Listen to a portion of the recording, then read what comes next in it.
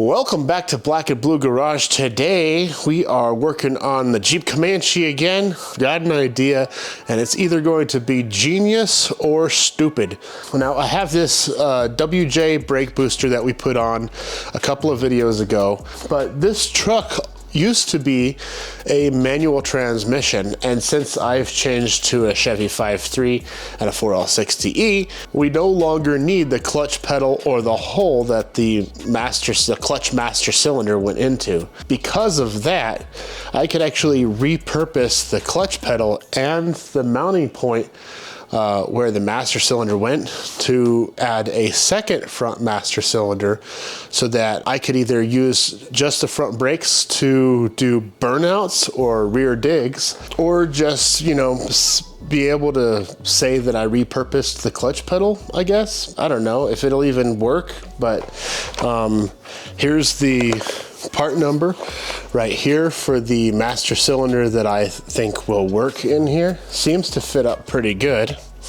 Now what I've done is take the rubber boot off of the front of this temporarily, and if you come in close and look at the hole that I'm talking about, so here's the hole for the master cylinder where the master cylinder went originally, and of course you've got your Wilwood pass-through master cylinder with a round, pretty close to the same, if not exactly the same, mounting surface. When I put this on here, without the boot, of course, it seems to fit almost. And I think that's because this bolt on the bottom kind of shows through. You can almost kind of see where the head of that bolt kind of sticks up a little bit.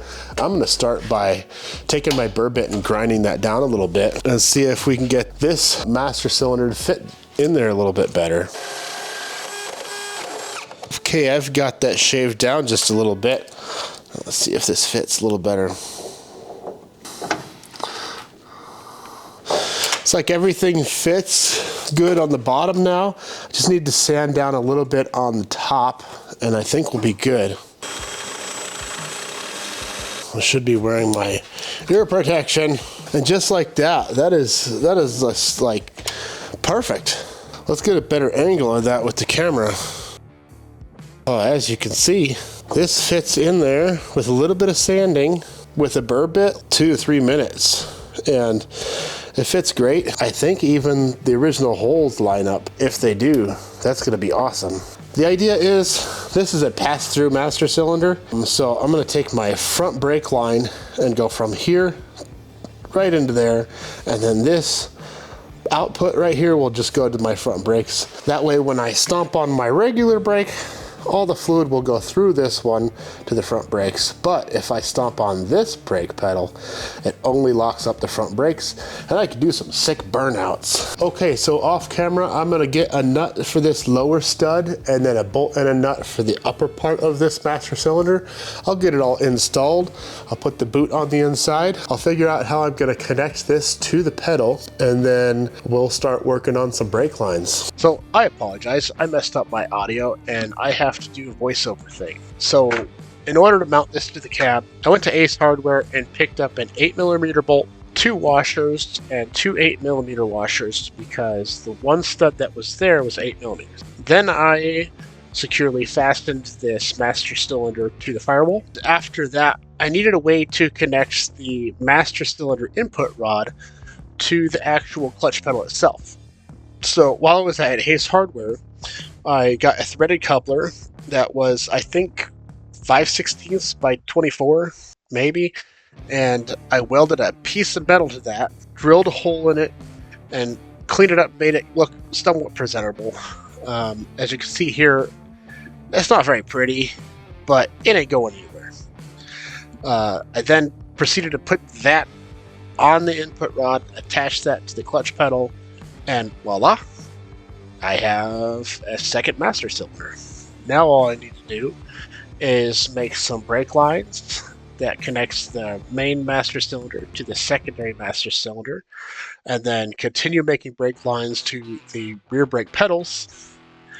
And then once everything is all together, I'll be able to bleed the brakes. So I've been using this fancy tool to put a flare on all the ends of my brake lines. And the caveat to that is that you're supposed to put this into a vise. It clamps down on this side, and then you can do this. But it's all off machine. But I don't think that you have to have it in a vise if you have a big pair of pliers. So what I'm going to try to do, since I really can't take this line off, to put a crimp on the end or a flare on the end. I'm going to try to hold on to this special tool with a big pair of pliers and crimp it like this. If I can, then I'll end up making a special holder for this so that I could use it anywhere I want. So let's give her a try. Grab onto this with the big pair of pliers. Crimp it down. Step 2. Crimp it down. Voila. Looks like it does work. Doesn't take that much force to crimp on here. Just a lot easier to do in the vise. So I'm gonna have to make a special tool that clamps onto this, that I could use this underneath the truck or wherever I want to.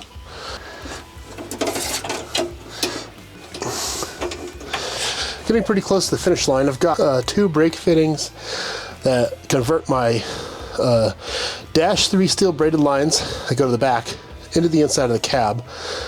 Just drilled some 5/8 holes, put those through, put the clamps on.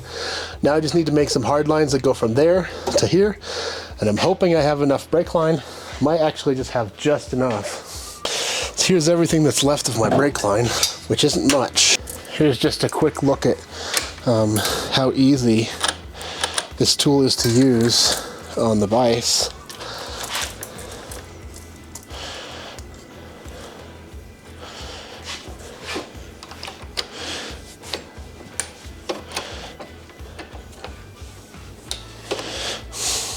Of course, it's not going to be that easy using this thing under the truck, but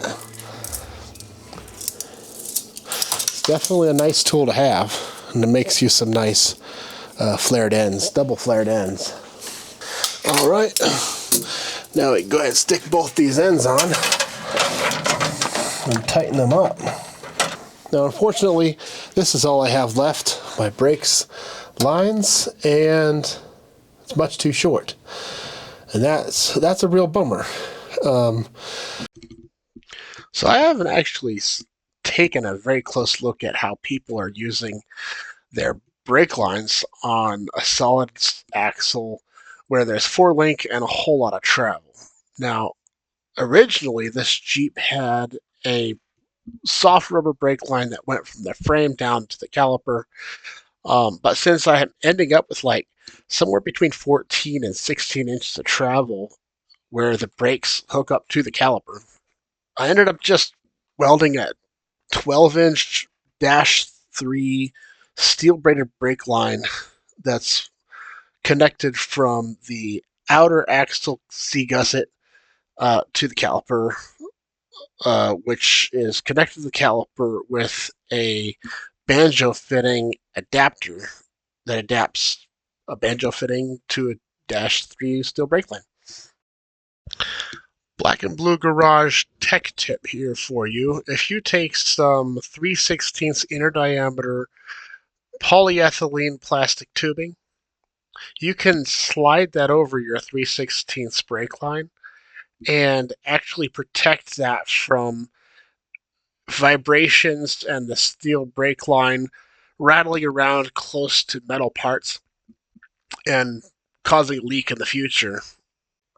And I'll just kind of show you an example of some of the tight spaces where you'll sometimes have to run a brake line, or at least in my case where I had to run it.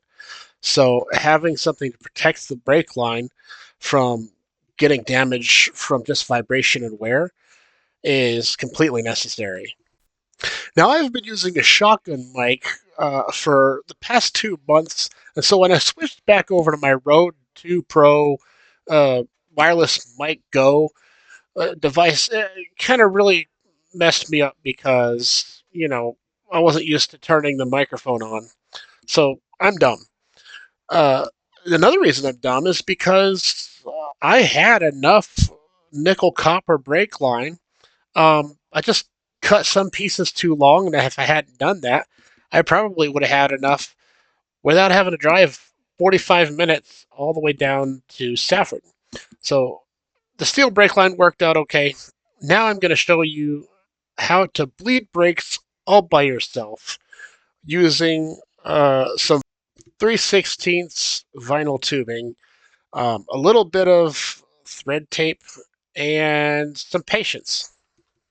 So I like to put a little bit of thread tape, Teflon tape, whatever you like to call it, put it on the brake screw and put that brake screw back into the caliper. And what that's going to do is keep the air from coming back through the threads and into the brake caliper, and also keep the brake fluid from bleeding out of the threads. Normally, when you bleed brakes, you get a buddy and he unloads the screw, and then you stomp on the brakes, and fluid comes out of everywhere. Having Teflon tape there will avoid it coming out of the threads. It'll just come out of the hole. You want to take the hose, stick it on the bleed screw, put a little clamp on the ends, and then that side's done. Then you want to take the other side of the hose, stick it into your full to the brim reservoir, and use a clamp to hold that thing in there. You can use a bread clip, a clothesline clip, if you remember what that is. Um, and then you're pretty much set to go. You don't need a buddy to open and close the clamp. I suppose you could pinch open and close the hose by kinking it like a garden hose. Um, but in my opinion, don't really need to. I've been bleeding brakes like this for like 15 years when I don't have a friend around to help me bleed them. And it's worked for me, and I have a theory on why this works. See, when you bench bleed a master cylinder, you push the plunger in, you move the pistons, and it moves the fluid out of your brake ports and back into the reservoir. In order to keep the air from coming back into the pistons through the tubes, you've got to cover those hoses or just keep pumping it until all the air comes out. This is because, as described in an earlier video, there's less resistance in the tubes than there is in the reservoir because there's no fluid in the reservoir. When you use a really long hose and you fill that thing all the way up with fluid, because it's probably like 15, 20 feet long, there is an incredible amount of resistance in that tube in comparison to the brake master cylinder reservoir. And because of that, your fluid might draw back a little bit, but it's nothing in comparison to how much fluid that you're pushing through it back up to the front. So you don't really need to open and close the valve if you do this method. You just pump the brakes, and that's what makes it so easy. And since the vinyl tubing is clear, you can literally watch the bubbles travel from whatever brake you're using, preferably the farthest first, and watch all those bubbles travel up into the master cylinder reservoir. And of course, you want to keep the reservoir topped off. But if you just do it like this and pump the brakes, eventually you'll stop seeing bubbles. The bubbles get smaller and then they'll disappear. And then once that's done, you just go close the brake screw or valve or whatever, and that brake is bled. You pull your line, you put it on the next brake screw, and you continue until all your brakes are bled. It's 100% not perfect.